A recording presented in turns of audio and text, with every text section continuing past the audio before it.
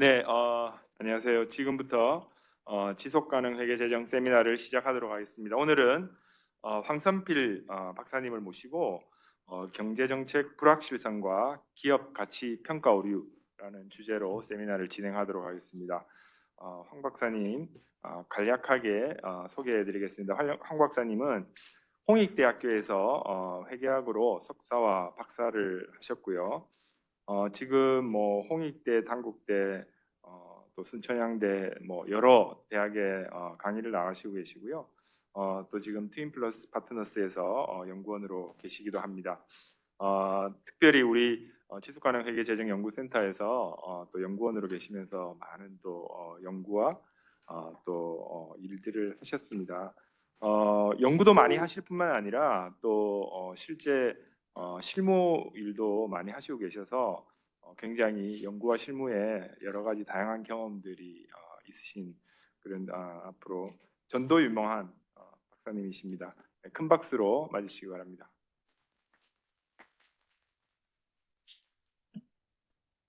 네, 소개 잘 해주셔서 감사드립니다. 저는 황선필이라고 하고요. 제가 1년 정도 전에 이 지속가능 회계재정연구센터에서 이제 연수연구원으로 이제 근무를 하면서 이 센터와 이제 인연을 계속 하고 있고요.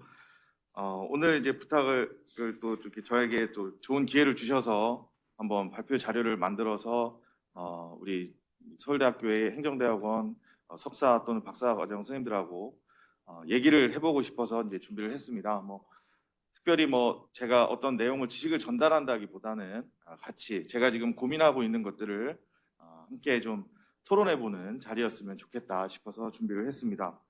제가 그리고 저의 이제 전공 자체는 이제 재무회계입니다. 그래서 주로 이제 최근에는 이제 조세회피 관점에서 연구를 좀 하고 있고요. 그다음에 조세법 관점에서 연구를 하다 보니까 이 정책 이제 행정대학원에 와서 어떤 주제를 가지고 발표를 해야 될지 굉장히 고민을 많이 했는데요.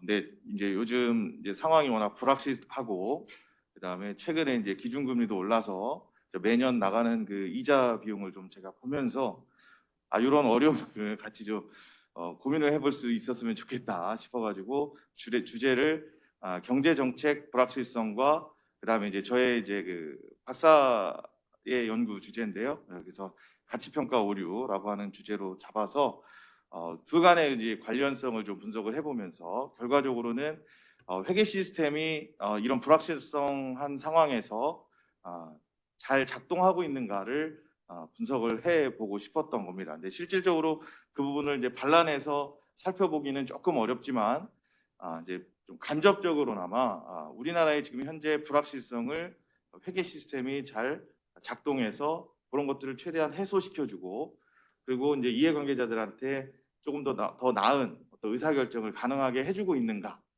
그런 부분들을 이제 최종적으로 분석 결과로서 좀 제시하고 토론을 좀 해보고자 합니다. 발표 순서는 그렇습니다. 첫 번째는 그냥 가볍게 제가 강의를 하다 보니까 출석 체크를 좀 많이 해요. 출석 체크를 하는 이유는 좀 긴장을 좀 풀기 위해서 하거든요. 그래서 긴장을 좀 풀기 위해서 인트로를 좀 준비를 했고요. 그래서 제가 왜 이런 연구를 하게 됐는지, 그 다음에 가설에 대한 내용, 그 다음에 주로 이제 오늘 그 변수 측정과 관련된 얘기들을 좀 자세하게 설명을 한번 해볼 거고요. 그 다음에 분석 결과를 한번 논의를 해보도록 하겠습니다. 제 소개는 앞에서 좀 해주셨고요. 좀 인트로입니다. 그냥 좀 마음을 제가 좀 편하게 갖기 위해서 혹시 뚜루라는 영화를 좀 보신 적이 있으신가요? 이제 그 뚜루라고 해가지고 이제 뚜르드 프랑스에서 이제 암 환자이신 분이 이제 뚜르드 프랑스를 마지막 소원으로 이렇게 해가지고 뚜르드 프랑스를 뭐라고 하죠? 완주하고 이제 결국 이제 돌아가셨는데 그런 과정을 이제 그린 다큐멘터리입니다. 이제 제가 박사 과정에서 이제 만나신 분이 이제 영화 쪽에 이제 계신 분들이 좀 있어서 이 뚜루와 관련해서 이제 투자 의사 결정을 할 때 이제 마케팅 쪽에서 이제 돈이 좀 필요해서 그때 그 돈을 좀 지원할 것인지 말 것인지 의사 결정을 한 상황이었어요. 그래서 제가 이제 시사회도 보고 하니까 뭐 눈물이 막 너무 나는 거예요. 영화를 보고 나니까. 그래서 이건 제2의 원앙 소리다. 이거 엄청나게 이제 투자 가치가 있다라고 판단을 해서 그때 당시에 이제 좀 거액은 아니지만 조금 이제 투자 우리 회사에서 이제 트윈플러스 파트너스에서 일부 투자가 좀 들어갔어요. 그래서 이제 잘 될 줄 알았더니 그래도 2.7만 다큐가 2.7만 명이면 어느 정도 잘 된 거거든요. 그런데 어쨌든 이제 최종적으로 봤을 땐 별로 좋지 않다. 그런 판단을 내렸습니다. 그래서 저한테 야 너는 영화 보는 눈이 그렇게 없니? 이런 표현을 많이 해주셨는데 그때부터 이제 저한테 계속 물어보시는 거예요. 너는 영화에 대해서 어떻게 생각하는지 물어보시면서 간접적으로 판단을 하신 거예요. 그래서 그 다음에 이제 제가 봤던 그 신업이라고 할까요? 그런 자료와 그 다음에 이제 영상 그런 것들을 보면서 처음 이제 저한테 보여준 게 극한 직업이었어요. 그래서 극한 직업에 누가 나오냐면 이한이라는 배우가 나와요. 최근에 제가 봤던 그때 당시에 봤던 영화 중에 이한이가 나온 영화가 이게 잘 되는 걸 못 봤다. 그래서 나는 좀 그렇다. 그때 마동석하고 나왔던 어떤 영화에서 저는 그 임팩트 있게 보지 못해서 이한이가 나온 영화는 좀 별로다라고 했더니 투자를 좀 하시더라고요. 너는 항상 반대로 가니까 너의 의견을 좀 존중해서 이제 투자를 하겠다 해서 그때 당시에 극한 직업이 1626만 명이 들어왔어요. 저도 사실 안 보려다가 왜냐면 재미없을 것 같아서 안 보려다가 이제 결국은 보게 됐죠. 그리고 나서 이제 또 한 번 저한테 이제 제안을 하십니다. 엑시트라는 영화가 있는데 한번 볼래? 그래가지고 제가 또 의사결정을 해봤죠. 그랬더니 제가 두 가지 의견을 확실하게 이제 서면으로 의견을 내드렸습니다. 아이돌이 나오는 영화가 잘 될 수가 없다. 그 다음에 우리나라에서 재난 영화라고요? 이렇게 얘기를 했더니 바로 그 다음날 원래 투자하려고 했던 금액의 2배를 쏘신 기억이 있습니다. 그래서 그때 당시에 엑시트도 이제 942만 명이 이제 보게 돼서 결과적으로 저는 이제 거꾸로 작두를 타는 바람에 직업까지 갖게 된 좀 독특한 케이스라고 보시면 되겠습니다. 그래서 제가 망한다고 했던 두 영화의 성과를 좀 보시게 되면 이제 정산서를 제가 이걸 그냥 사진으로 좀 찍어서 가져와 봤는데요. 극한 직업 같은 경우에는 한 200억 정도 들어간 영화인데 매출이 700억이 들어와서 500억 벌었어요. 그러니까 영화에 투자하는 이유는 저와 같다라고 보시면 될 것 같아요. 그러니까 예를 들어서 1억이 들어갔다라고 그러니까 1%만 투자를 하더라도 제작비에서 엄청나게 돈을 벌 수 있는 그런 곳이기도 하다.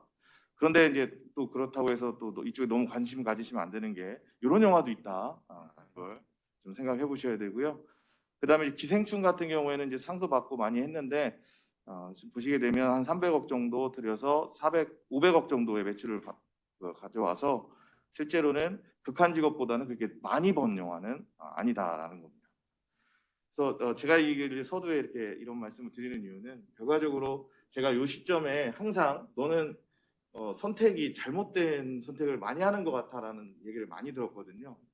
항상 이 사회를 보는 눈, 그다음에 뭔가의 투자 기회를 판단하는 눈 이런 것들이 꼭 거꾸로 간다 그런 얘기들을 많이 들어서 그래서 아예 그걸 좀 활용해 보자 그래서 박사학위 논문을 가치 평가 오류를 가지고 했습니다.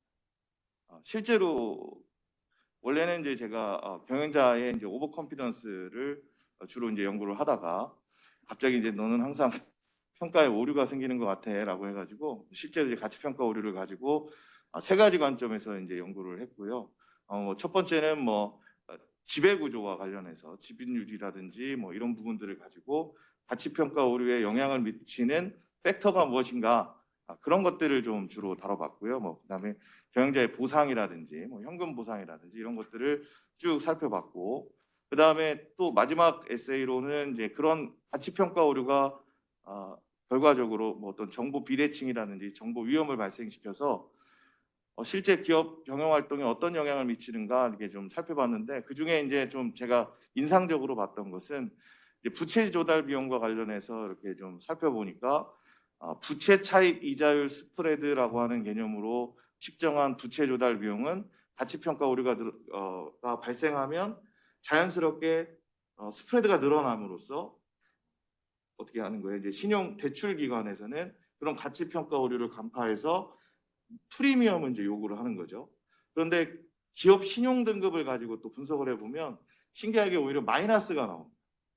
그러니까 가치평가 오류가 발생하면 오히려 신용등급이 좋아진다라는 개념이거든요. 이게 신용등급이 좋아지는 이유가 뭐냐면 결과적으로는 은행이나 아니, 신용평가 기관에서 사용하는 그 평가 모델 자체는 굉장히 기능적으로 고착화되어 있고, 그 다음에 신용등급 평가를 잘못한다고 해서 한 기업의 신용등급의 평가가 좀 오류가 난다고 해서 신용평가 회사 전체의 레퓨테이션에는 문제가 안 생길 거거든요. 그러니까 아무래도 기업이 이제 그 이익을 조정한다든지 아니면 신용등급을 잘 받기 위해서 조금 마사지가 들어간다든지 하는 그런 부분들을 간파하지 못하고 있다라고 저는 이제 결론을 내리면서 시장에 있는 그 투자자들 또는 시장에 있는 다양한 이해관계자들 사이에서도 다양한 의견이 존재하고 그들 간에도 전문성에 분명히 차이가 있다라는 걸 제시를 하려고 좀 노력을 했습니다. 그래서 요 주제가 저한테는 그래도 좀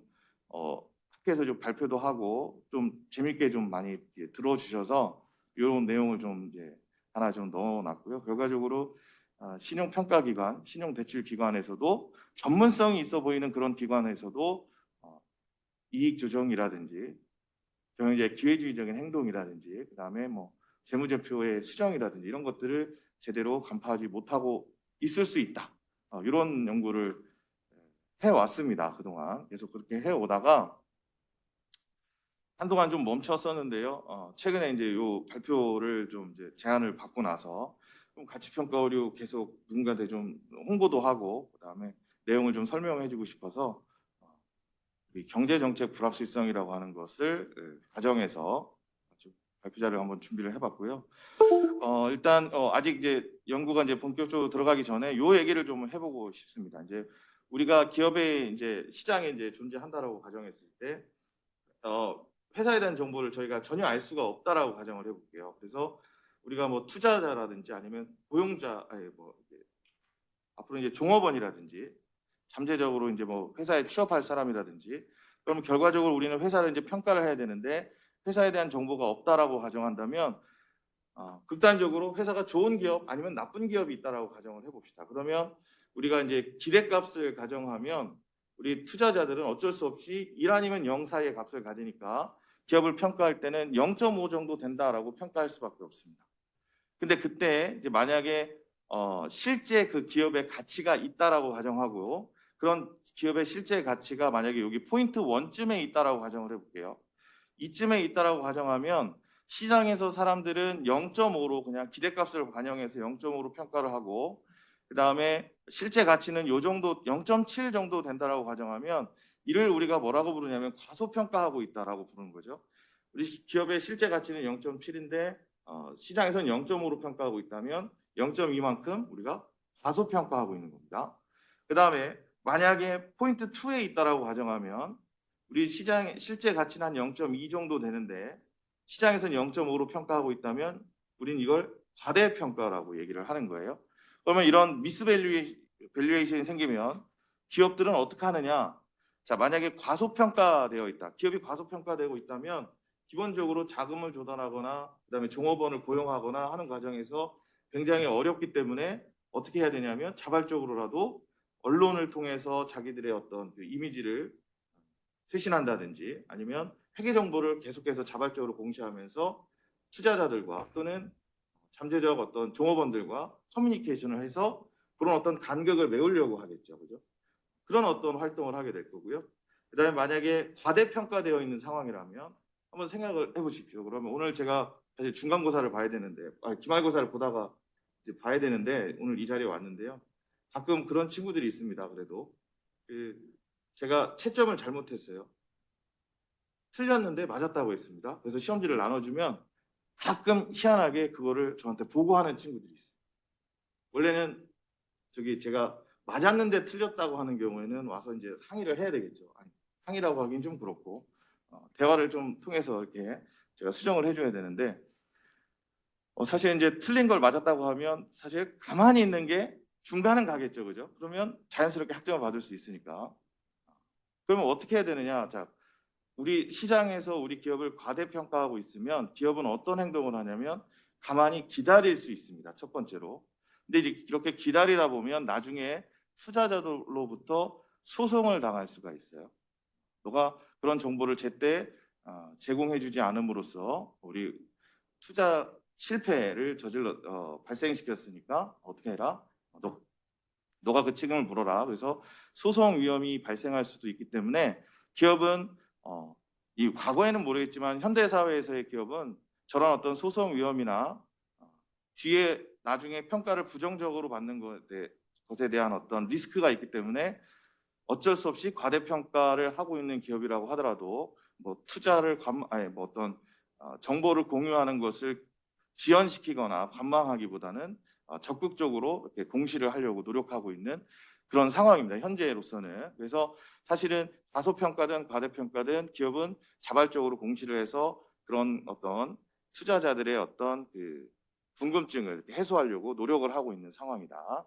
그래서 이런 얘기들을 좀 미리 좀 서두에 깔고요. 나중에 이거를 결과로 해석을 할 때 과대평가 기업이 어떻게 하고 과소평가 기업이 어떻게 하는지 살펴보도록 하겠습니다.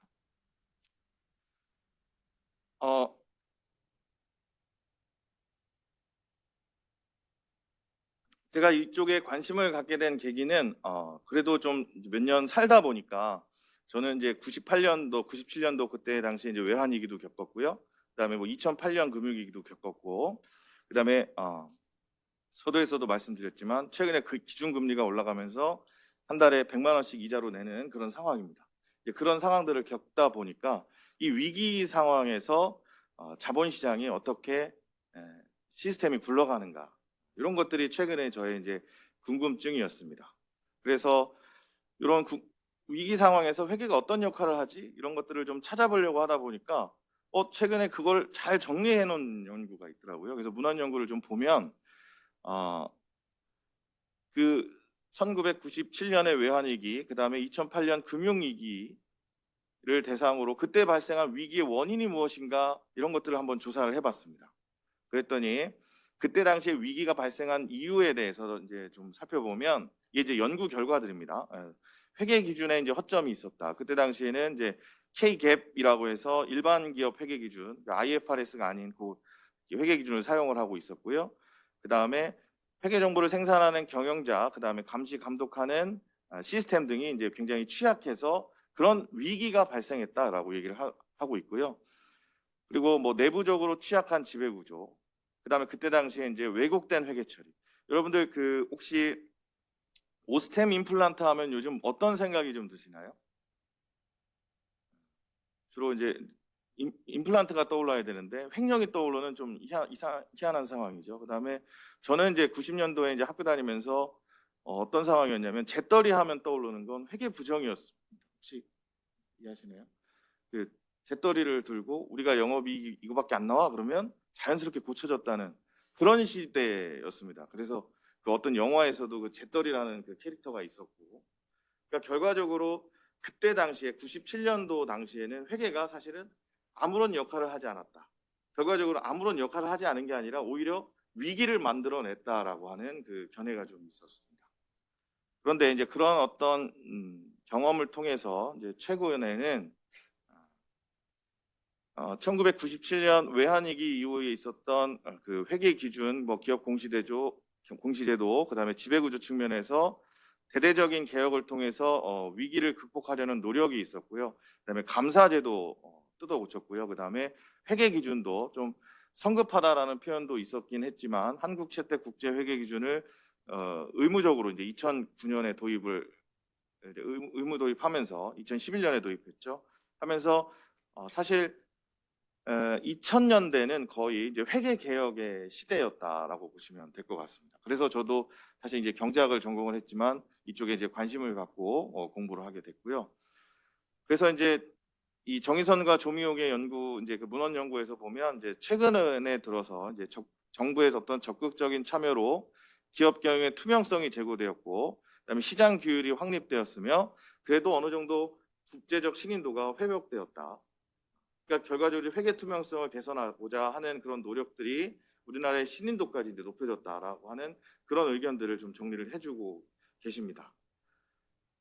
그래서 이제 결과적으로는 위기 상황을 과거에는 회계가 위기상을 만들었지만 최근에는 그런 것들을 많이 개선함으로써 회계 시스템이 좀 잘 작동되고 있더라. 그다음에 최근에 이제 오셨던 그 한승엽 교수님이 2014년도, 13년도에 연구한 논문이 있으세요. 그때 이제 학교에서 제가 한승엽 교수님 발표하는 걸 처음 봤는데 그때 당시에 이제 우리나라의 회계 투명성이 어느 정도 수준인가 이런 것들을 이제 분석을 하셨는데 거의 OECD 국가에서 꼴찌라고 계속 얘기하던 상황에서 실제 우리가 이익 조정, 회계 투명성 또는 회계 품질을 측정하는 여러 가지 지표를 가지고 우리나라의 회계 투명성을 살펴보면 그게 나쁘지 않다라는 얘기를 하셨던 것 같아요. 물론 이제 실제 그 연구 결과 그런지 정확하게 기억은 잘 나지 않지만 그렇게 얘기를 하셨던 것으로 기억을 하고 있습니다. 근데 그 회계 투명성은 나름대로 개선이 되고 있지만 국가 신인도 자체에 있는 문제, 뭐 코리아 디스카운트는 여전하다라는 의견도 있고요. 그래서 저는 이제 요쯤 되면 한 번 정도 이런 위기 상황에서 회계가 어떤 역할을 하는지 또 한 번 좀 검증을 해보야 되지 않는가 그런 생각이 들어서 검증을 해 본 거고요. 그래서 이제 그 연구 배경은 다음과 같습니다. 최근에 이제 코로나도 있었고, 그다음에 금리 인상 같은 과정들이 있으면서 이 불확실성이 굉장히 심한 그런 상황이 됐다. 그럼 도대체 그럼 불확실성이 뭐냐? 그래서 불확실성을 살펴보니까 이게 이제 우리가 재무 관리나 뭐 이쪽 가격 결정을 하는 에셋 프라이싱 하는 곳에서 다루는 위험과는 불확실성은 분명히 다르다. 그 재무 관리나 에셋 프라이싱 영역에서는 분명히 리스크는 측정할 수 있다라고 얘기를 하거든요. 그래서 그런 리스크를 측정해서 자산 가격에 뭐 반영되고 이런 것 과정들을 보여주고 있는데 불확실성이라고 하는 것은 계량이 불가능하다. 그래서 나타나는 결과에 대해서 확인할 수 없다, 예측할 수 없다라고 하는 게 이제 불확실성이라고 합니다. 그래서 이 지금 불확실성이라고 하는 것을 우리가 살펴봐야 되는 이유는 위험이라고 하는 것은 과거의 어떤 경험적인 어떤 모델에 기반해서 적절하게 어떤 예방을 할 수 있는 그 장치와 도구들이 마련되어 있지만 불확실성이라고 하는 것은 미래가 어떻게 결과를 만들어낼지 모르기 때문에 영향에 대한 대비가 쉽지 않다. 그러니까 더욱더 불확실성에 대한 것을 좀 들여다보고 살펴봐야 된다.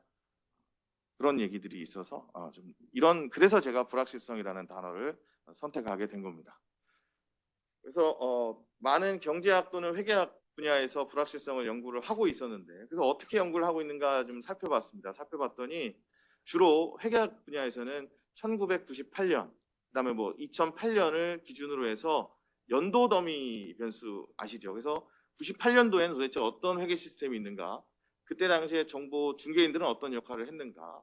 그다음에 회계 참여 그 이해관계자들은 어떤 역할을 했는가를 주로 이제 살펴봤습니다. 그러면 이제 최근에 이제 불확실성도 결과적으로는 뭐 2021년 또는 뭐 코로나 시대 해가지고 연도 더미로서 분석을 해야 되는 상황이었는데 또 계속 이렇게 좀 찾다 보니까 최근에는 이제 그런 어떤 연도 더미로 측정한 불확실성보다는 이제 불확실성을 직접적으로 측정을 해보자 하는 그런 시도들이 좀 있었더라고요. 그래서 살펴보니까 베이커라고 하는 연구자라고 해야 될까요? 그런 분들이 EPU라는 지수를 개발을 했고요. 그 다음에 에이헐이라고 하는 분이 WEI라는 지수를 또 이제 개발을 했습니다. 이건 이제 뭐냐면 그동안 이제 연도덤이나 이런 걸로 또는 불확실성을 측정하기가 어려웠으니까 최근에 그 뭐 빅데이터 방법론을 이용해서 신문에 나와 있는 그 불확실성이라고 하는 단어의 언급 수 이런 것들을 가지고 직접적으로 측정하려고 노력을 했더라. 그러니까 결과적으로 이런 불확실성을 측정할 수 있는 시도들이 계속 이어지고 있으니까 그럼 이걸 가지고 이러한 시도를 가지고 한번 회계의 역할을 한번 분석해보자 하는 게 저의 연구 배경이었습니다. 그리고 이제 그 불확실성이 가치평가 오류에 어떻게 영향을 미치는가를 살펴보면 이 가치평가 오류가 발생하는 이유는 결과적으로 정보의 비대칭이고 또는 투자자들의 의견 차이고 그다음에 시장의 비효율성 때문에 발생하는 것이기 때문에 이 가치평가 오류와 관련된 연구를 살펴보면 결과로서 이제 종속 변수를 써서 살펴보면 이 불확실성이 이 자본시장에 어떤 영향을 줬는지 또는 자본시장이 그 불확실성을 대비하기 위해서 어떻게 역할을 했는지를 좀 살펴볼 수 있을 거라 생각해서 가치평가 오류를 이제 종속 변수로 쓰는 연구를 수행을 했습니다. 그래서 가치평가 오류라고 하는 것은 이제 저의 이제 연구에서는 기업의 주가, 그다음에 기업의 내재 가치는 실질적으로 측정할 수는 없다라고 하는데, 그런 어떤 내재 가치가 측정이 가능하다고 한다면 그런 내재 가치와 기업의 주가 간의 차이를 저는 이제 가치평가 오류라고 정의를 내리고 분석을 시작을 했습니다. 그래서 이제 어쨌든 그런 상황을 분석해 보기 위해서 제가 이제 가설을 좀 몇 가지를 만들어 보고 있는 과정인데요. 첫 번째, 우리 아주 쉽게 생각하면 불확실성이 존재한다라고 하면 기업은 기본적으로 성과가 좋기보다는 이제 나빠질 확률이 좀 있을 거고, 그러면 기업 입장에서는 나빠진 성과를 보고하는 것에 대한 두려움이 있을 겁니다. 그러면 어떻게 할 수 있다? 경영자가 그런 어떤 부정적인 성과를 회피할 요인이 있다. 그렇게 해서 계속 이익 조정을 할 수도 있고요. 또는 그런 어떤 불확실성을 숨길 수도 있고요. 그렇게 하다 보면 오히려 가치평가 오류가 더 심화될 수 있을 거라고 아주 그냥 직관적으로 좀 생각을 해볼 수 있을 것 같습니다. 게다가 국내 자본시장의 경우에 뛰어난 어떤 재무 분석가들 사이에서도 의견 차이가 발생하고, 또한 투자자들 입장에서도 보면 투자자들은 불확실성 하에서 부정적인 뉴스가 나오면 거기에 더욱 크게 반응한다는 얘기입니다. 그래서 그 부정적인 뉴스에 대한 가중치를 높여서 보수적으로 행동을 하더라. 그다음에 경영자는 이익을 회피하기 위해서 이익 조정을 하지 않는다면 어떤 행위를 할 수 있냐면, 결과적으로 원래 이익 예측치를 적극적으로 시장에 내보내고 해야 되는데 그런 것들을 줄일 수도 있더라. 이익 예측치 발표를 줄이는 결과를 나타나고 있더라. 그래서 결과적으로 이런 불확실성이 있을 때는 시장의 가치평가 오류가 더욱 심화될 수 있다라고 예측을 해볼 수 있을 거고요. 그다음에 두 번째 상황은요. 오히려 불확실한 상황이라면 투자자들은 기업에 더욱더 적극적으로 정보를 요구할 수도 있더라. 또는 기업이 향후 발생 가능한 소송 및 법적 제재의 위험을 줄이기 위해서 경영자는 그 정보를 수요를 충족시키기 위해서 정보를 더 추가적으로 제공한다거나 자발적으로 공시한다거나 오히려 그런 행동을 할 수 있다라는 연구 결과들이 종종 존재를 합니다. 그리고 다른 연구에서들도 이익 발표에 대한 뉴스 기사를 양적으로 증가시킨다라는 연구 결과도 있었고요. 그러니까 결과적으로 불확실한 상황에서 지속적으로 기업은 이해관계자들하고 지속적으로 커뮤니케이션 하려고 노력하더라. 그렇게 되면 오히려 가치평가 오류가 이렇게 다양한 영향들이 상쇄됨으로써 가치평가 오류가 줄어들 수도 있겠다라는 생각을 해봤고요. 그 다음에 세 번째 상황은요. 결과적으로 잘 모르겠으면 가만히 있자. 그래서 wait and see 한다. 라고 하는 그런 상황도 존재합니다. 그래서 우리나라에서 이제 최근에 이건 교수님께서 분석한 논문에 따르면 시장에 불확실성이 존재할 경우에 조세회피 수준이 좀 떨어지더라. 그럼 이거를 가지고 조세회피를 줄인다라고 해석하기보다는요. 그 당시에 그런 어떤 기회주의적인 행동을 하지 않고 오히려 불확실성이 있을 때는 좀 가만히 있더라. 그런 결과를 좀 제시를 해주셨습니다. 그래서 우리나라의 경제적 불확실성이 존재하면 다음과 같이 세 가지 상황을 우리가 기대할 수 있을 것이다. 라고 저는 이제 판단을 했습니다. 그래서 이제 연구 모형을 이제 설정을 하는데요. 이게 이제 기본적으로 회계학 연구에서 리비박스라고 해가지고 그냥 이게 개념하고 측정하고 하는 관계를 이렇게 좀 그려보는 그런 도식화하는 그런 단계인데요. 그래서 저는 경제적 불확실성을 EPU, 앞에서 말씀드렸던 EPU, 그다음에 WI, 그다음에 우리나라에서 V코스피라고 하는 변동성 지수를 이용했고요. 독립 변수로는, 그다음에 종속 변수로는 그 로데스크로프 에랄이라고 하는 연구에서 만들어낸 기업 특성 오류라는 것이 있습니다. 그래서 이 기업 특성 오류를 가지고 가치 평가 오류를 나타내는 그 대용치로 사용을 했고요.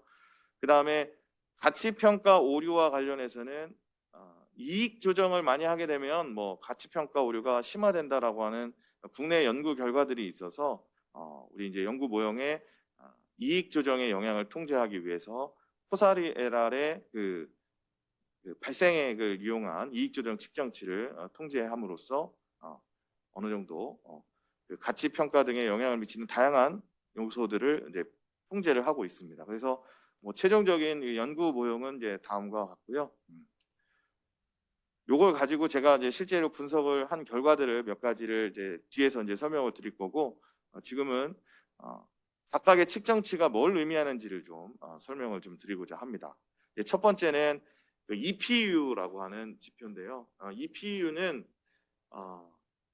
이 어떻게 측정을 하는 거냐면, 이 우리나라를 기준으로 따지면 비카인즈에서 우리나라에 있는 그 일간지의 자료를 쫙 수집을 해서 그 안에 경제적 불확실성, 경제, 입법, 법안 뭐 이런 어떤 불확실성을 대비하는 용어들, 단어들이 도대체 얼마 정도의 비중을 차지하느냐, 이것으로 측정한 불확실성이 바로 요 EPU입니다. EPU.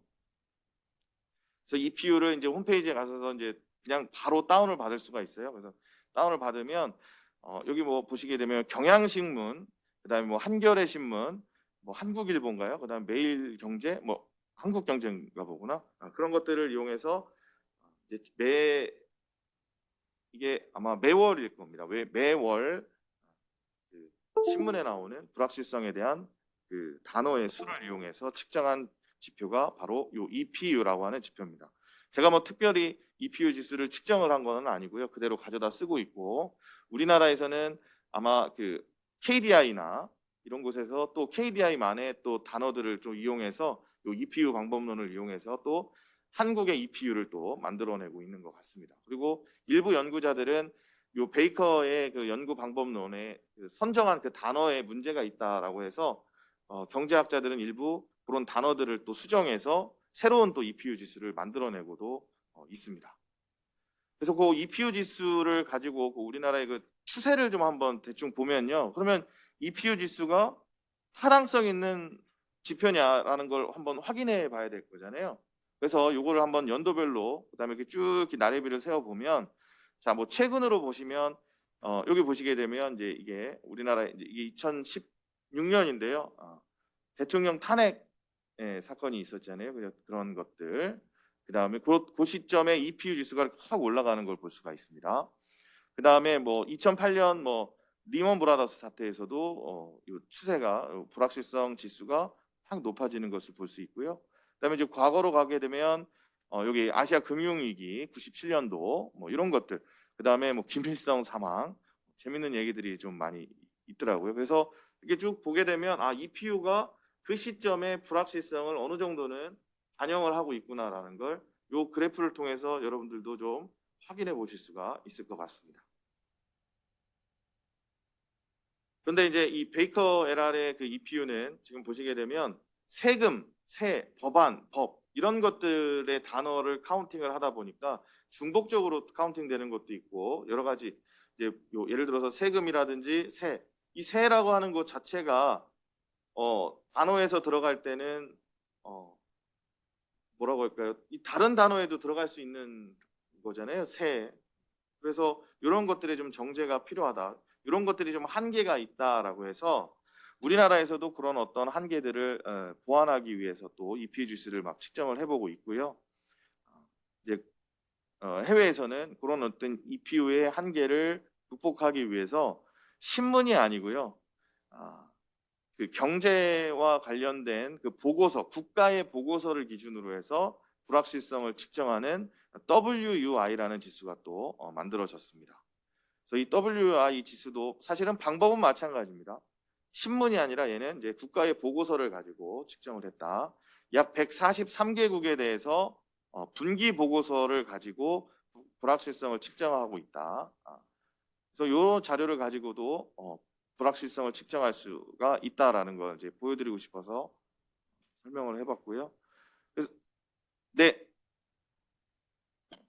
네, 박사님, 설명 잘 해주셔서 감사합니다. 저는 EPU에 대해서 좀 궁금한데, 22페이지에 그 정책 용어에서 법과 법안이라는 그 용어가 들어가면 EPU 지수에 이제 포함이 되는 건데, 이제 제가 생각을 했을 때 법과 법안은 불확실성을 좀 더 줄여줄 수도 있다라고 생각을 하는 게 왜냐면 뭐 입법 예정 이러면은 이 법안이 통과될지 안 통과될지 모르는 상황인데 뭔가 통과가 되면 그 정책이 정확하게 이제 좀 추진이 될 거잖아요. 근데 이런 점에서 왜 불확실성인지 조금 더 설명해 주시면 감사하겠습니다. 네, 일단은 뭐 제가 베이커는 아니고요. 제가 드리고 이 슬라이드를 만들어 놓은 이유 중에 또 하나입니다. 이 베이커 LR의 그 용어들 자체가 저게 이제 불확실성을 또는 정책을 의미하는 용어냐, 그다음 이런 것들이 중복될 수 있다. 오히려 이게 경제가 좋을 때도 나타날 수 있는 단어다라고 하는 그런 다양한 문제들이 있기 때문에 황성윤과 정태훈, 뭐 우리나라에 있는 다른 연구자들도 그런 것들을 좀 정제해가지고 다시 지금 측정을 해보고 있고요. 그 측정한 결과는 자기들이 이렇게 그래프로 이렇게 좀 보면 더 불확실성을 다 더 잘 나타내고 있는 것 같다라고 얘기를 하고 있어요. 그래서 사실 이 베이커 LR의 이런 방법론을 다 오픈하고 그다음에 제시함으로써 오히려 이제 각 국가에서 그거를 이제 효율적으로 이제 측정을 하고 있으니까 이제 긍정적인 좀 이렇게 영향을 주고 있는 거죠. 혼자 그냥 이렇게 공개하지 않고 오픈 소스를 공개하지 않고 가만히 있으면 신뢰성이 좀 떨어질 텐데 오히려 그렇게 해서 지속적으로 개선해 나가고 있다라는 얘기를 드리고 싶은 거고요. 그다음에 이건 신문이니까 그렇고 그래서 에이헐이라고 하는 연구자들은 신문 대신에 국가의 정책 보고서를 이용해서 국가에 관한 보고서를 통해서 불확실성을 측정을 하고 있다. 그래서 보시게 되면 이게 1952년부터 자료가 나오고 있습니다.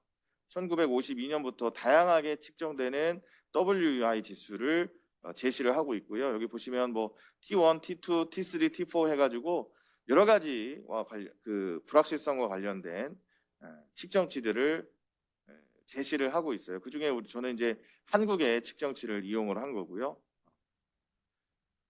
그 다음에 또 하나 이제 그 우리나라의 그 주로 불확실성 하면 나오는 그 지수 중에 하나가 측정치 중에 하나가 이제 변동성 지수가 있습니다. 변동성 지수. 이거는 이제 거래소에 가면 그냥 바로 다운로드 받을 수 있고요. 주로 이제 2009년부터 이제 쭉 이제 그 우리 거래소 사이트에 가면 확인할 수 있는 자료이기 때문에 이거를 이용해서도 우리가 어느 정도 우리나라의 불확실성을 측정을 해볼 수가 있을 것 같습니다. 그다음 이제 우리 이제 그 앞에서는 이제 불확실성을 측정하는 방법에 대해서 살펴봤고요. 이번에는 로데스크로프가 얘기하는 가치평가 오류 지표에 대해서 좀 설명을 드릴 건데요. 일단 마켓투북이라고 하는 그 지표가 있습니다. 시장 가치와 그다음에 장부 가치의 차이를 나타내는 비율인데요. 이 마켓투북은 결과적으로 성장성과 가치평가 오류를 두 가지를 다 내포하고 있는 측정치예요. 주식 투자자들은 이걸 성장성으로 바라볼 수도 있고 또 누군가는 이걸 가치평가에 오류가 있다라고 바라볼 수도 있는 그 측정치입니다. MTB는. 그래서 이 로데스크로프는 그 MTB를 최대한 다시 분해해서 기업 특성 오류와 시계열 오류, 그다음에 투자 기회 오류로 분해를 해 왔는데요. 그런 과정을 좀 이제 착안해서 저는 그 중에 기업 특성 오류를 가지고 종속 변수로 사용하려고 하는 거고요. 좀 살펴보면 이제 마켓북이라고 하는 게 결과적으로 시장 가치와 여기 보시면 장부 가치의 비율입니다. 얘를 조금 더 전개를 해보면 결과적으로 요 부분 시장 가치 나누기 내재 가치와 그다음에 내재 가치 나누기 장부 가치로 이렇게 또 전개할 수 있죠. 이 V가 나중에 이렇게 되면 결과적으로 마켓북이 되니까. 그럼 보시게 되면 요 앞에 있는 요게 의미하는 거, 요 M 나누기 V인데요. 사실 V인데 요 앞에 있는 부분이 사실 가치평가 오류를 나타내는 거고 뒤에 있는 부분이 성장성을 나타내는 겁니다. 그러니까 결과적으로 마켓북은 이렇게 가치평가 오류와 성장성을 동시에 내포하고 있기 때문에 이 마켓북 가지고 기업 가치를 또는 기업의 가치평가 오류를 측정하기는 좀 곤란하더라. 그래서 얘를 좀 나눠본 겁니다. 얘를 나름대로 식을 좀 전개해서 각 변수의 로그를 취해서 보면 결과적으로 이렇게 나타날 수가 있더라. 그래서 이 가치평가 오류를 어떻게 측정했냐면 좀 어려우실 수도 있는데요. 저도 생각보다 어렵습니다. 이거 측정할 때 자칫 잘못하면 그냥 완전 다른 걸 측정하고 있을 수가 있어요. 우리 꼭 코드 잘못 짜면 이제 보시게 되면 이건 뭐냐면 개별 기업 I의 회계 정보를 동일 시점의 산업별 회계 배수에 적용시켜서 추정된 내재 가치. 그러니까 기업 가치를 평가하는 어떤 하나의 그 연구 모형식을 세워서 그거와 관련해서 동일 시점의 산업별 그 회계 개수를 추정을 합니다. 그 회계 개수를 추정해서 실제 회계 정보를 거기다 집어넣어서 추정되는 그 내재 가치라고 보시면 될 것 같고요. 그 다음에 그 밑에 있는 건 뭐냐면 장기적인 영향을 통제하기 위해서 그 5년간의 자료를 이용해서 그러니까 동일 시점이 아니고 얘는 이제 5년간의 산업 내에 있는 기업들을 이용해서 회계 배수를 그 회계 개수를 추정해서 실제 그 기업에 대한 회계 정보를 딱 집어넣게 되면 추정된 내재 가치가 나오거든요. 그런 부분을 가지고 M-B 요 부분을 전개를 해보면 이렇게 전개를 할 수 있고 이 중에 요 앞에 있는 부분을 저는 기업의 가치 평가 오류라고 보고 있는 거예요. 그래서 실제 시장의 가치와 그다음에 제가 이제 추정한 내재 가치, 제가 추정한 내재 가치와의 그 차이를 저는 가치 평가 오류라고 정의를 내리고 분석을 했습니다. 그리고 여기 내재 가치를 추정하는 모형은 이거 다 로데스크로프가 제시한 모형인데요. 그냥 결과적으로 순장부 가치와 당기순이익 등을 장기순이익 그다음에 부채 비율을 이용한 그 측정 방법이라고 그냥 보시면 될 것 같습니다. 요거는 이제 예전에 이제 박사학위 논문 쓸 때 저기에 있는 그 콤마, J, T 이런 거 틀려가지고 엄청 혼났던 기억이 있습니다. 그러니까 나중에 혹시 이제 심사를 받으실 때는요, 다른 거보다도 저런 거 누가 봐도 틀릴 것 같은 거 그런 것들은 확실하게 하셔야 된다는 걸 살짝 말씀을 드리고요. 그 다음에 이제 저는 그 연구 모형 이제 과거에 이제 선행 연구에서 그 이익 조정의 정도가 가치 평가 오류의 영향을 양의 결과를 나타낸다는 그런 연구 결과들이 있어서 연구 모형에 이제 그 재량적 발생액을 집어넣는데요. 지난 시간에 그 제가 성함을 까먹었는데 그 CSR과 관련된 그 세미나에서 램 있었잖아요. 램 그전에 그다음에 이익 조정 얘기하시면서 살짝 넘어가시더라고요. 그래서 혹시 궁금하실까봐 재량적 발생액이 뭔지를 좀 간단하게 좀 집어넣어봤습니다. 또 재량적 발생액이라고 하는 건 뭐냐면 일단 발생액에 대한 얘기를 좀 해보면 행정대학원이니까 그 부분은 잘 아실 겁니다. 현금 기준과 발생 기준을 잘 이해하실 거예요. 발생 기준이란 현금의 유입 유출과는 상관없이 수익의 어떤 획득 과정이 수익의 창출 과정이 가득되면 우리가 수익으로 인식을 한다라고 하거든요.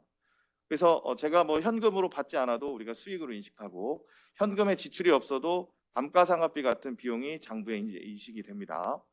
그래서 실제로 당기순이익은 발생 기준에 의한 이익이고요.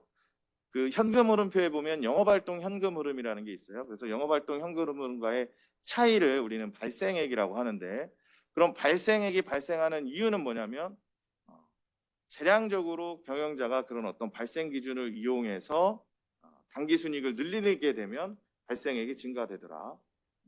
뭐 그런 얘기들을 기준으로 해서 측정된 측정치입니다. 그래서 이 재량적 발생액은 일반적으로 당기순이익에서 영업 현금 흐름을 차감해서 구하고요.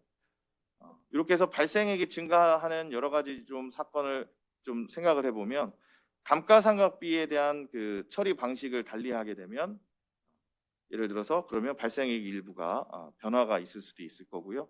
그 다음에 관대한 신용 정책을 통해서 매출을 많이 하게 되면 관대한 신용 정책에 의해서 매출을 많이 하게 되면 현금이 들어오지 않고 매출하게 되는 즉 매출 채권 같은 것들이 발생하게 되면 당연히 발생액이 증가할 수밖에 없겠죠. 그래서 그런 걸로 인해서 이익 조정을 측정하고 있는 건데요. 그래서 최근에 이제 많이 사용하고 있는 게 존스, 그다음에 디차우 웨랄, 그다음에 코사리 등에서 사용하고 있는 재량적 발생액 측정치가 있고 아주 쉽게 말씀을 드리면 그럼 도대체 발생액이 요 종속 변수 요 부분이 발생액인데요. 발생액이 뭐 때문에 발생하느냐? 어떤 이유로 인해서 주로 발생하느냐? 주로 이제 매출액이 발생하면 매출액이라고 하는 부분에서 발생액이 발생하더라.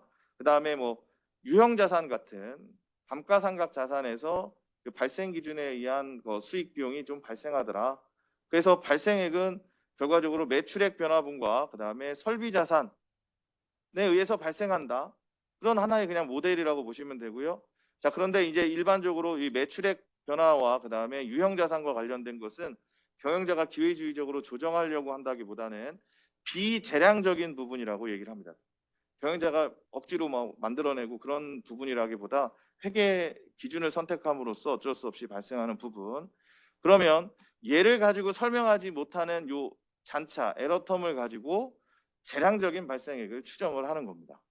그래서 그 재량적인 발생액을 어떻게 또 추정하냐면 이걸 연도 산업별로 추정을 해서, 왜냐하면 그냥 기업, 우리나라에 있는 모든 자본시장에 있는 모든 기업들을 대상으로 해서 이익 조정을 추정하면 여러 가지 문제가 생길 수 있기 때문에 동일한 어떤 규모별로 이런 어떤 개수를 추정해서 그 부분을 넘어서는 나머지 부분들을 재량적인 발생액으로 이제 보고 있습니다. 이게 이제 존스 모형의 기본이고요.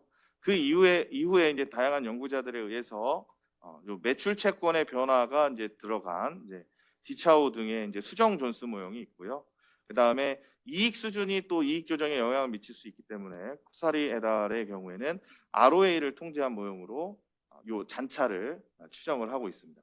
그래가지고 요 잔차가 이익 조정을 얘기하는, 뭐 요즘에는 이익 조정뿐만 아니라 회계 감사의 품질 또는 회계 품질 같은 것들도 주로 요 잔차를 이용해서 추정을 하고 있습니다. 그래서 경제정책 불확실성과 가치평가 오류에 대해서 그 각 측정치를 가지고 분석을 해봤습니다. 참 연구자들이 싫어하는 결과가 나와요. 각 측정치마다 서로 다른 방향을 보고 있습니다. 그래서 이제 사실 이제 그 왜 그런지 이렇게 더 심도 있게 고민을 해봐야 되는데, 저는 이 상황에서 여러분들하고 좀 이제 얘기를 해보고 싶어서 이제 가져온 거고요. 그 WUI라고 하는 지수를 좀 살펴보면 경제정책 불확실성은 곧 가치평가 오류를 이렇게 오히려 감소시키고 있다라고 지금 결과가 나오고요. EPU로 측정한 그 경제정책 불확실성에서는 경제정책 불확실성이 발생하면 가치평가 오류가 오히려 플러스로 심화된다라는 결과를 제시를 하고 있습니다. 그래서 이게 만약에 양의 관계라고 한다면 결과적으로는 경영자가 성과 보고를 회피하기 위해서, 부정적인 성과 보고를 회피하기 위해서 기회주의적인 행위를 한다라고도 볼 수 있고, 그다음에 정보 불균형이 심화된다라고도 볼 수 있습니다.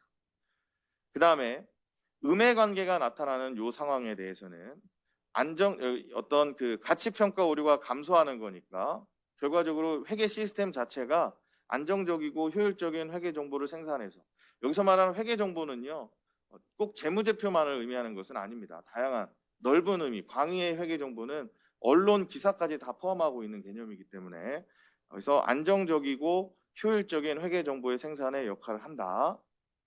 이렇게 볼 수 있습니다. 근데 이게 한쪽 방향으로 나왔으면 저도 얼싸 좋다 하고 뭐 열심히 논문을 쓰고 했겠지만, 일단 이렇게 나와가고 있는 상황에 대해서 좀 세부적으로 더 살펴보고 싶었던 겁니다. 그래서 얘를 나름대로 시장을 좀 구분해서 분석을 해본 결과에서도 앞의 결과와 크게 차이가 나지 않았고요. 그 다음에 어떤 이익 조정의 수준이라든지 이런 부분들은 지배구조에 따라서 좋은 지배구조를 갖게 되면 그런 것들이 좀 개선된다라고 해서 지배구조 점수에서 우리 거버넌스 점수가 있습니다. 그 거버넌스 점수들을 이용해서 지배구조가 높은 기업, 높은 집단과 낮은 집단으로 구분했을 때도 일단은 부호의 방향은 크게 차이가 나지 않았어요. 그러니까 사실은 EPU 지수를 소개하지 않고 WI 지수만 여러분들한테 소개를 했으면 회계 시스템이 잘 작동하고 있다라고 저는 주장을 할 수 있겠지만, EPU 지수를 굳이 제가 집어넣어서 같이 이제 고민을 해보려고 하는 겁니다. 도대체 그럼 왜 저런 차이가 발생할 것인가? 그래서 제가 할 수 있다면 EPU를 지수를 제가 잘 정제해서 아까 우리 전 박사님이 질문한 부분들을 잘 이렇게 반영을 해서 새로 좀 측정을 해봤으면 좋겠는데 아직까지는 그런 좀 역량이 되지 않아서 못하고 있었고요. 그렇게 해서 만약에 같은 방향이 나오면 좀 좋을 것 같은데, 어쨌든 방향 자체는 WUI와 그 다음에 EPU가 서로 상이한 결과를 제시를 하고 있다 라는 겁니다. 황 박사님, 그 지금 가치평가 오류 아까 그 네네. 테이블 처음 테이블 보여주신 거 전체라고 네네. 해놓은 거 있잖아요. 네네. 예, 예. 여기 이게 지금 가치평가 오류가 네. 부호를 안 뗀 거죠? 절대값은 아, 아니고 절대값입니다. 절대값이에요? 네, 가치평가 아, 오류의 절대값. 위에는 절대값. 아, 밑에도 지- 절대 가서도 마찬가지인가요? 과대에 가서도 결과적으로 이제 절대값을 씌운 거죠. 씌워놓고 한 거죠.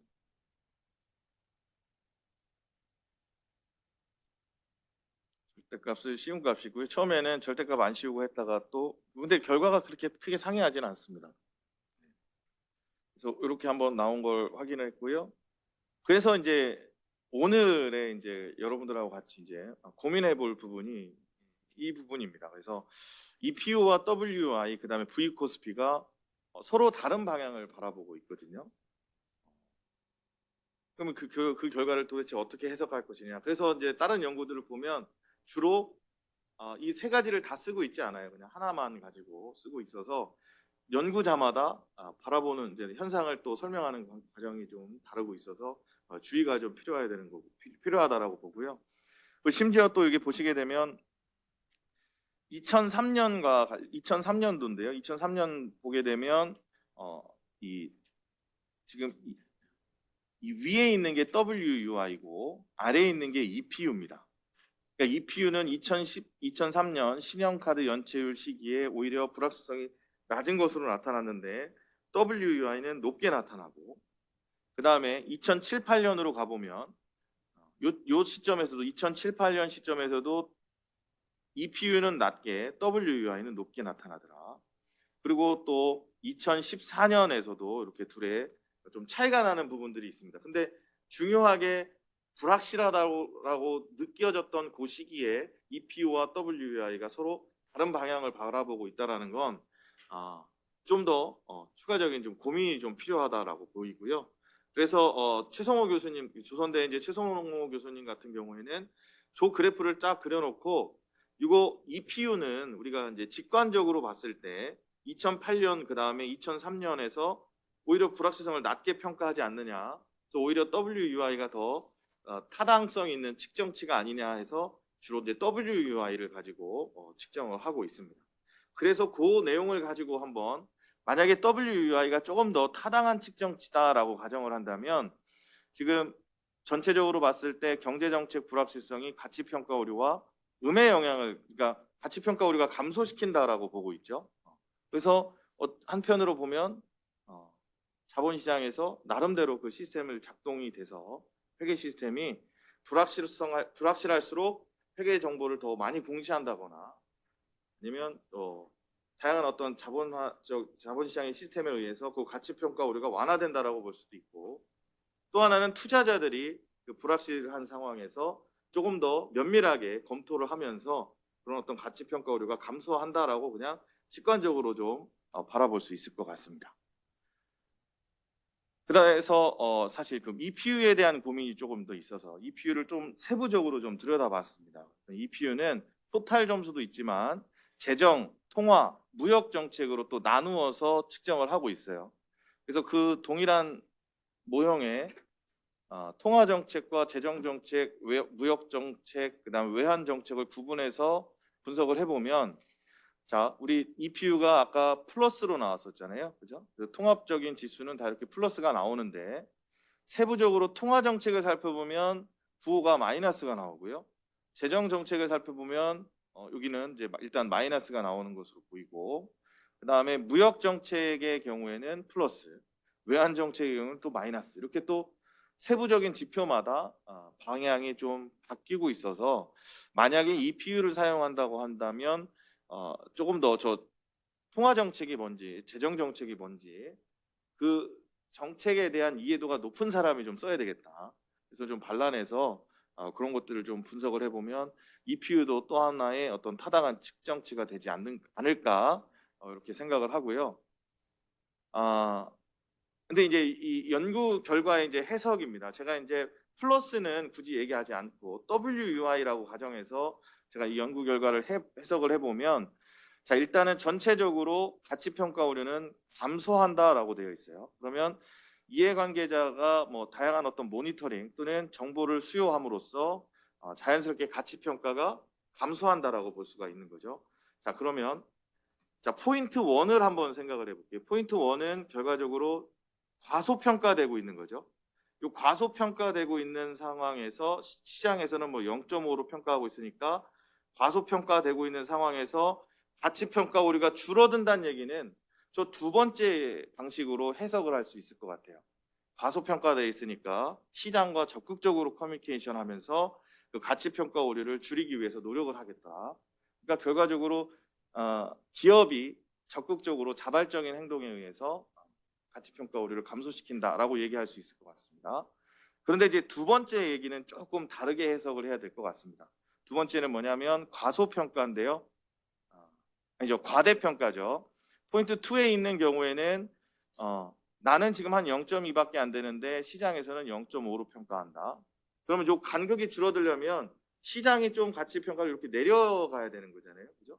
내려가야 되거나 왜냐하면 내재 가치 같은 것들은 이렇게 어느 정도 고정되어 있다라고 보면 얘가 이렇게 내려가야 되는데 시장에서 가치가 이렇게 내려간다.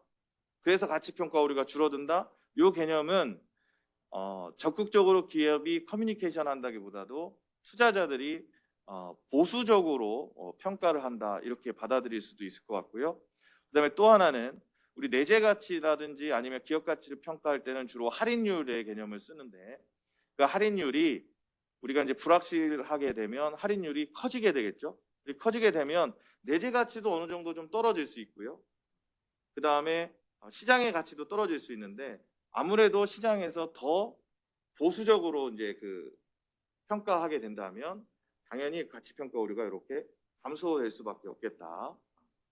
그래서 이 부분만을 설명을 하더라도 자본시장에서 투자자 아니 기업뿐만 아니라 투자자들도 나름 측정에 주의를 기울이고 기업은 자발적으로 공시를 함으로써 우리나라의 그 자본시장은 나름대로 잘 돌아가고 있다. 저는 이 얘기를 해보고 싶은데 여기서 이걸 어떻게 좀 확장시켜서 해석을 할 수 있을지 지금 고민하고 있는 상황이고요.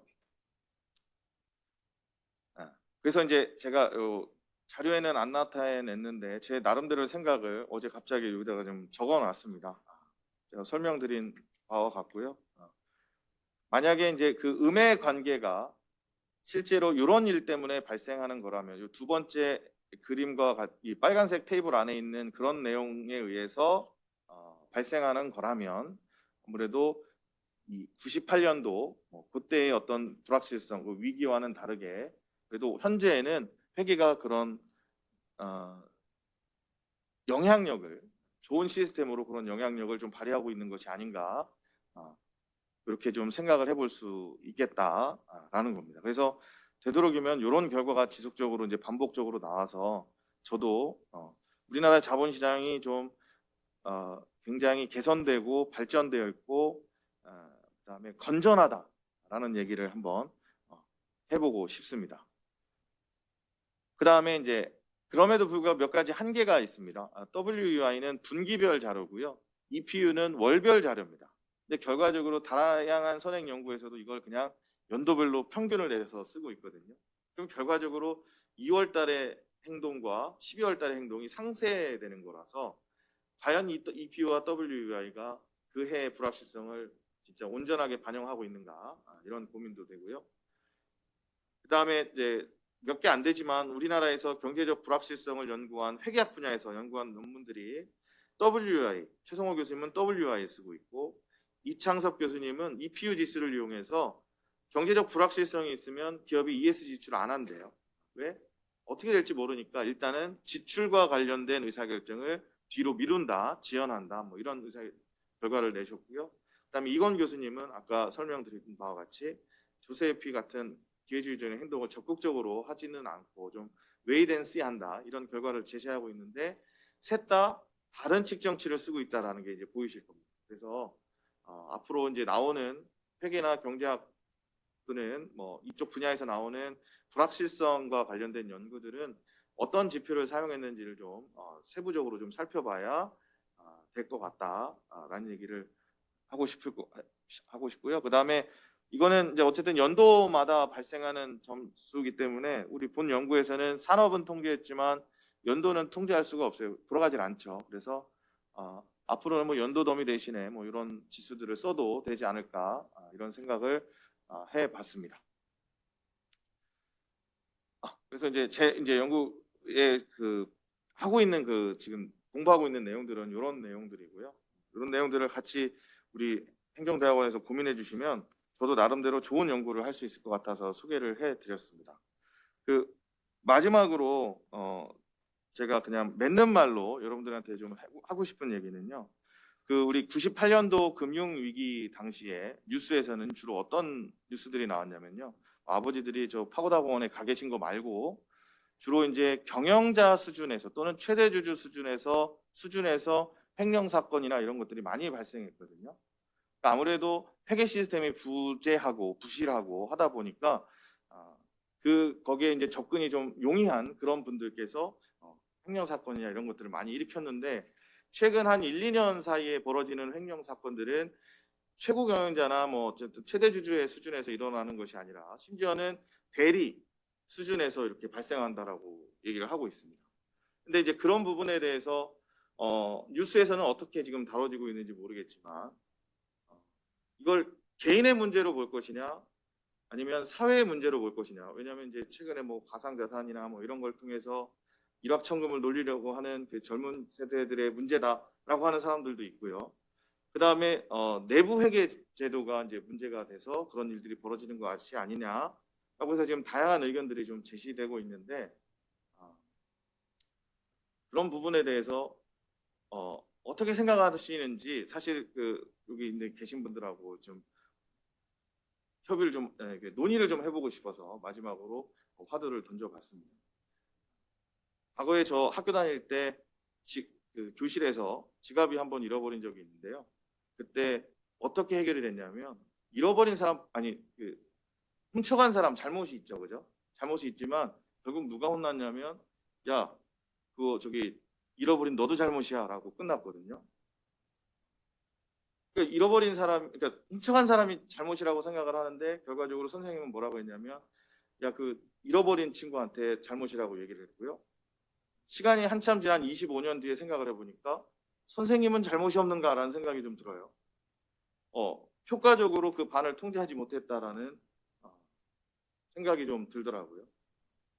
그래서 그 생각을 해보니까 최근에 횡령 사건과 이렇게 좀 얼버무려서 사실 누구의 잘못이라고 보기는 어렵지만 그래도 그런 잘못들을 각각의 측면에서 포커스를 맞춰서 해소해 나간다고 하면 조금 더 건전한 자본시장이 되지 않을까라는 생각을 요즘 밤마다 하고 있습니다. 그래서 여러분들의 생각을 좀 들려주시면 연구에 참고하도록 하겠습니다.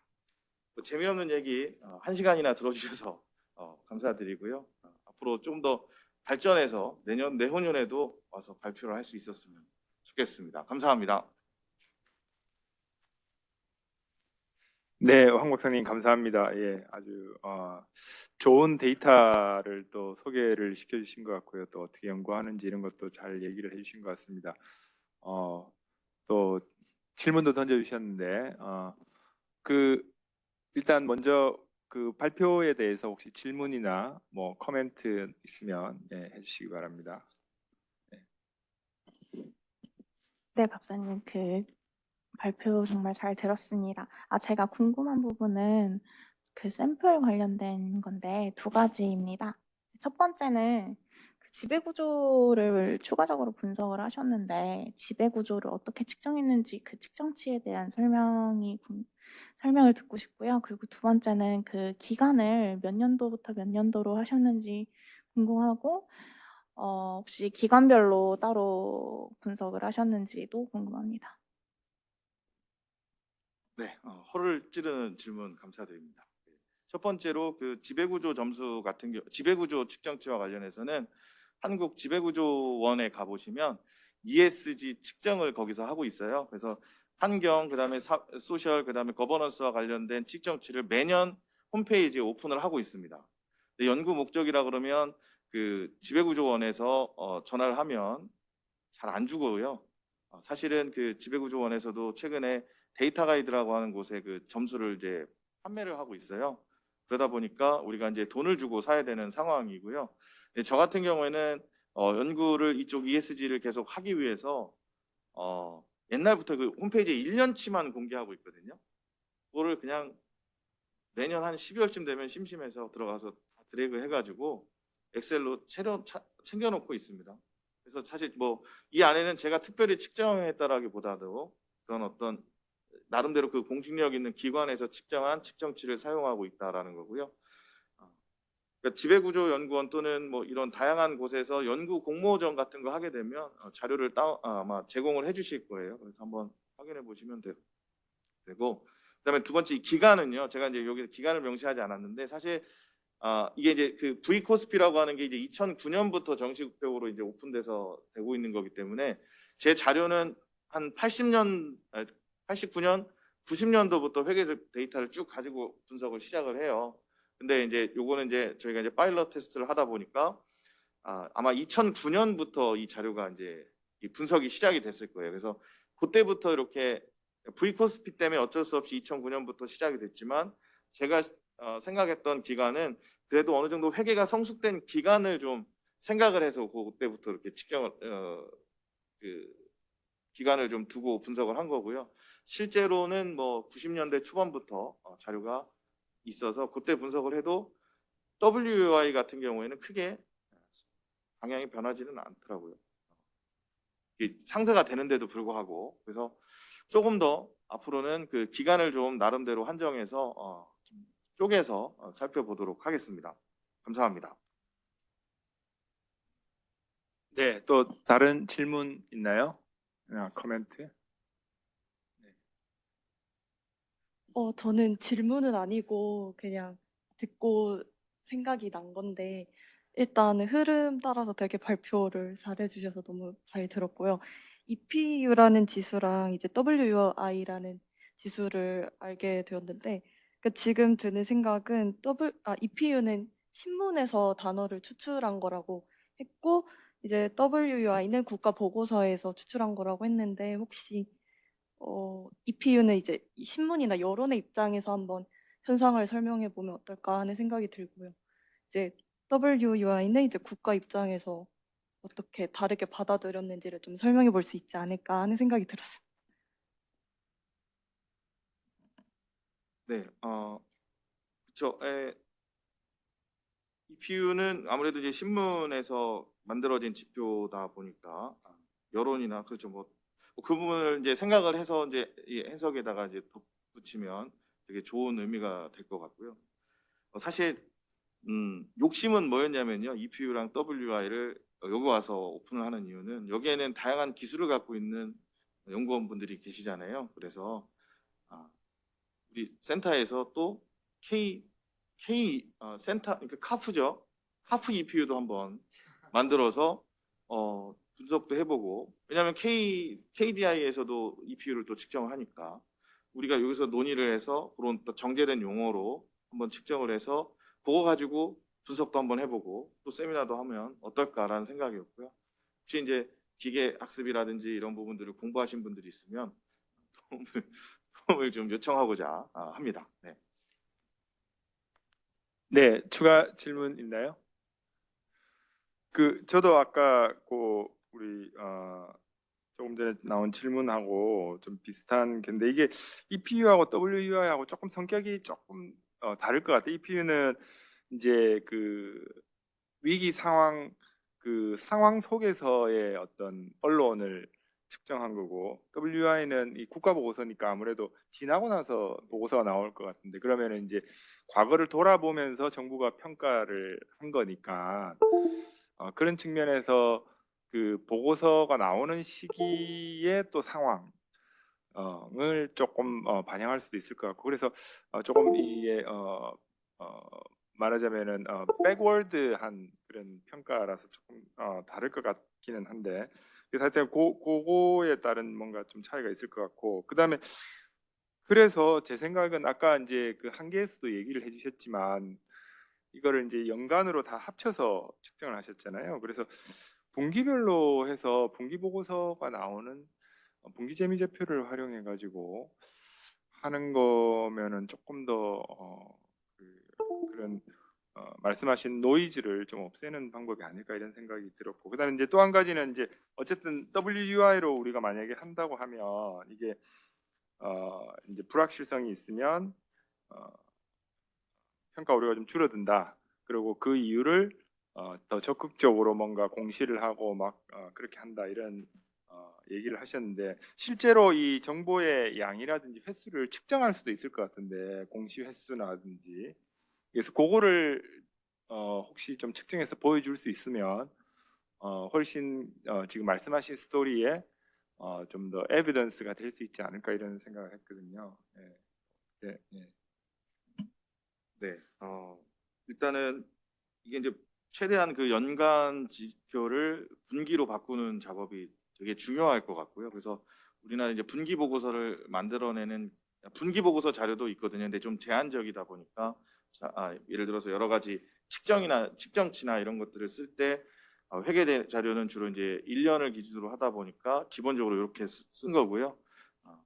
나름대로 나름 준비를 열심히 하고 있는 상황이고, 그런 결과적으로 이런 상황 때문에 뭐 또 신용 등급에 이제 일치가 되지 않는 현상이라든지 뭐 이런 부분도 분기 자료로서 분석을 할 생각이고, 그다음에 굉장히 보수적으로 이제 회계 처리하는 것을 보는 방법이 있어요. 그 손상차손이라고 하는 개념이 있는데, 이제 분기별로 이게 사실 이제 초기보다는 이제 4분기에 이제 손상을 많이 인식한다든지 뭐 이런 행위들을 또 불확실성과 연결해서도 좀 볼 수 있을 것 같고, 그다음에 자발적 공시하는 그 한국 거래소의 그게 있어서 거기서 이제 자발적 공시하는 수시 공시란이 있거든요.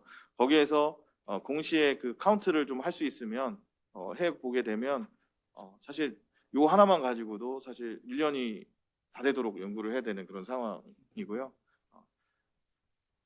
말씀해 주신 코멘트를 잘 반영해서 2023년에는 좀 더 좋은 논문, 좋은 연구 할 수 있도록 노력해 보겠습니다, 교수님. 네, 감사합니다. 네, 감사합니다. 혹시 추가 질문이나 뭐 코멘트 있으신가요? 네, 없으면 오늘 좋은 발표해 주신 황선필 박사님께 다시 한번 감사드리고, 저희가 이 그 뭐 경제 정책이라든지 아니면은 정부의 정책도 사실은 불확실성하고 많이 관련이 돼 있는 것 같습니다. 그래서 우리가 불확실성 측정할 때 아까 얘기하신 것처럼 보통은 그런 불확실성이 있었던 연도로만 하는데, 그거 외에 이런 지수도 좀 활용할 수 있는 그런 기회가 된 것 같습니다. 그래서 이런 자료 활용하면 좋은 연구를 할 수 있지 않을까 생각이 듭니다. 다시 한번 좋은 발표해 주신 황선필 박사님께 박수를 좀 보내주시고요. 예, 감사합니다. 예, 참여해 주신 모든 분들 감사드리고요. 이걸로 지속가능 회계재정 세미나 오늘 마치도록 하겠습니다. 예, 감사합니다.